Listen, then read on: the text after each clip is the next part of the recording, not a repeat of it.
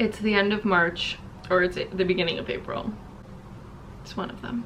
It's both. And you know what that means? No, you don't. I have a reading wrap up of all the books that I read this month. I read 9 books this month. I don't own them all physically, but that's crazy. I had such an amazing reading month. It was beautiful. I think I spent most of my time, my waking minutes, reading this month. It's crazy. So I'm going to start with the first book that I read this month, which is No Longer Human by Osamu Dazai.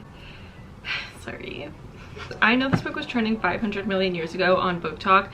I just never got around to it, and finally this month I was like, you know what, no, let's read it. This book follows a character and he feels very disconnected and alienated from society. The protagonist of the story, it begins with him as a child, then in high school, then an adult, so on and so forth. And through his personal reflections, the novel explores a lot of his struggles with identity, loneliness, self-exploration, ultimately depicting his sense of being no longer human. A little quote from this book, if that didn't make you interested to read it, and if for some reason you haven't read this book yet. Mine has been a life of much shame. I can't even guess myself what it must be to live the life of a human being. Now, there was a lot of things in this book that really stuck with me in the sense that it was a little bit disturbing, and at the end of the day I love to read a book about loneliness and alienation, so I did enjoy this read. Not my favorite book I've ever read, but I did enjoy it, and it was a great first read for March. If you watched my last February reading wrap-up video, you know I'm doing a reread of the Emily the Strange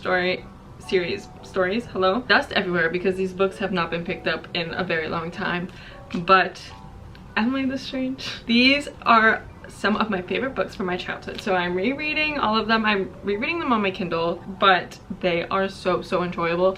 This one is the second book in the series, but it is actually the first Emily the Strange book I ever read. This was the first Emily the Strange book I ever bought.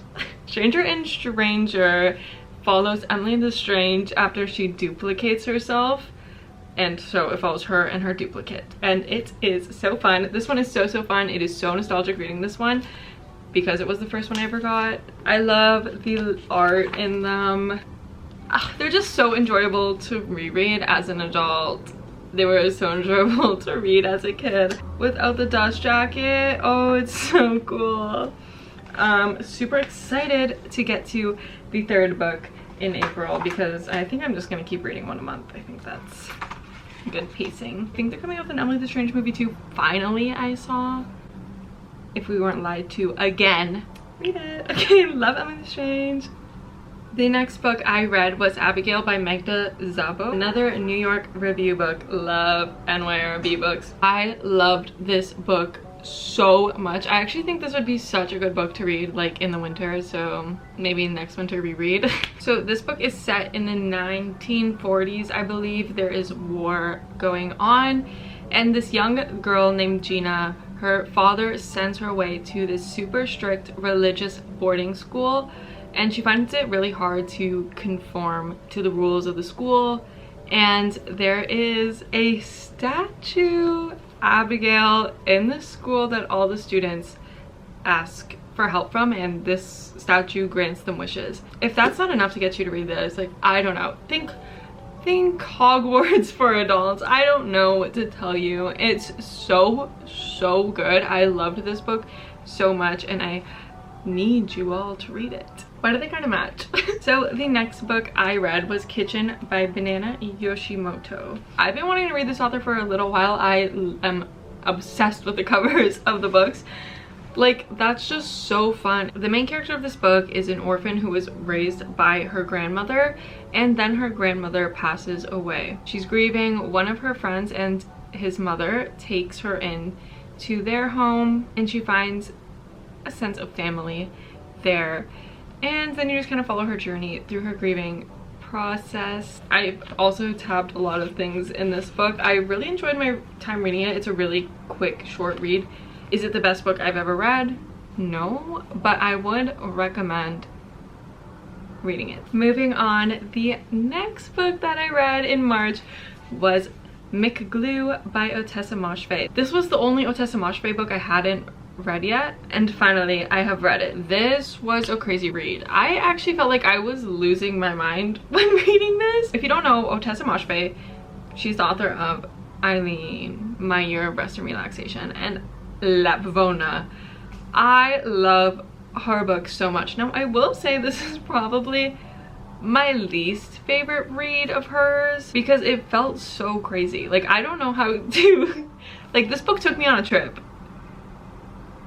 So Mick Glue follows the main character, Mick Glue, down a huge path of self-destruction. He's an alcoholic, he's violent. The Mick Glue doesn't really know anything, okay? The book starts off with him killing a man, question mark. He doesn't know if he killed a man or not because he is drunk all the time. And that person that he may or may have not killed is his best friend. And basically throughout this book, you see him try to recall the past and also be drunk and crazy. Okay, moving on. I don't own the physical edition of this book, but I read the book War of Hearts by S. Young. It is the first book in a series, and basically in this book it follows this main character, Thea, and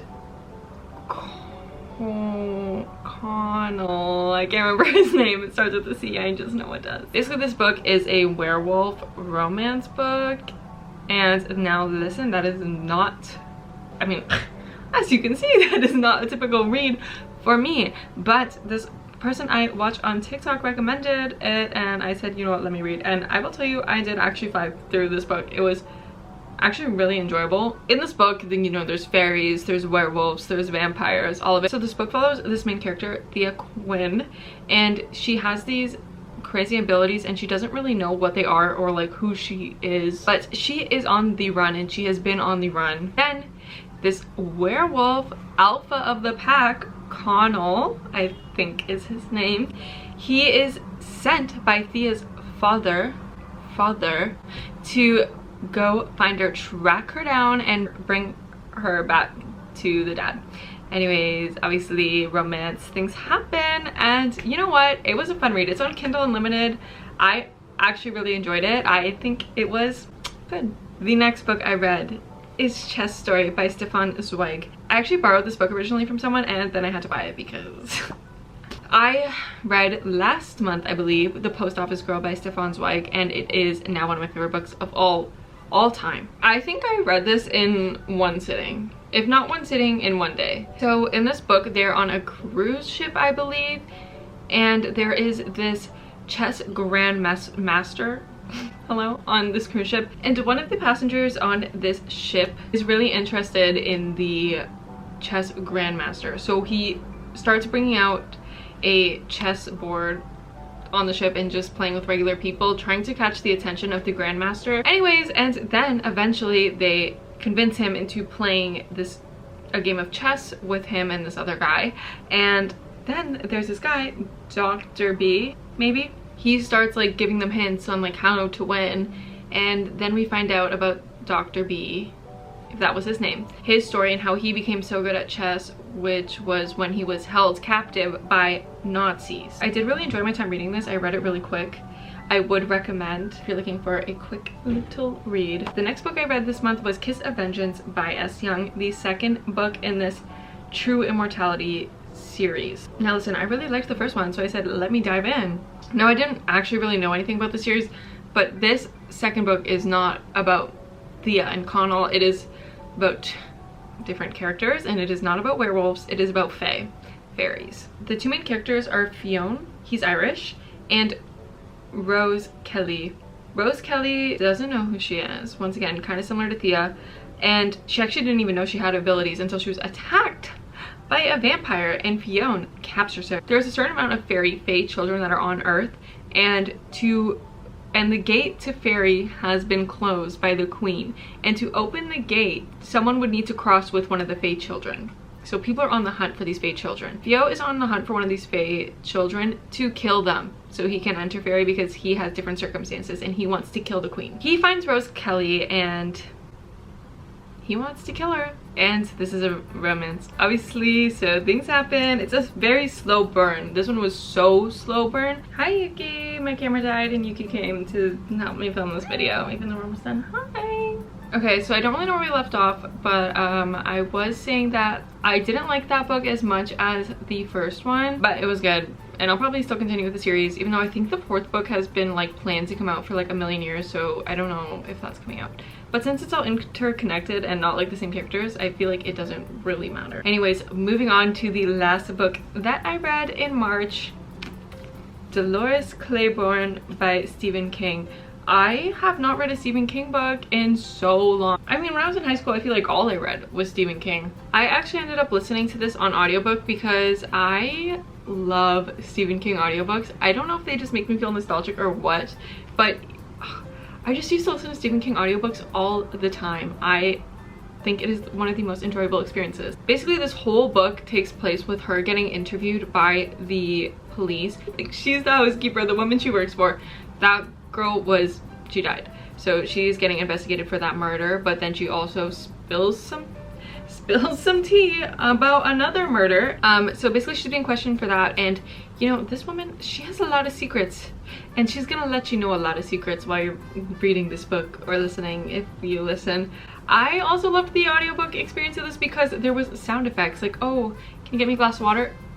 Water sound effect. Like, that's so fun. I literally loved this so much. I need to get back on my Stephen King grind because I always forget that I actually love Stephen King books so much.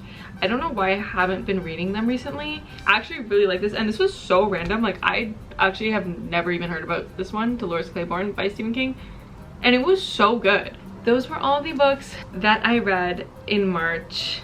I had the most amazing reading month. I hope that in April I can have another amazing, beautiful, fantastic reading month as well. Let me know what you read in March if you read a book, or let me know what you're planning on reading, or let me know if you read any of these books. Just let me know anything in the comments, anything really. Okay, thank you so much for watching. I love you all. Goodbye.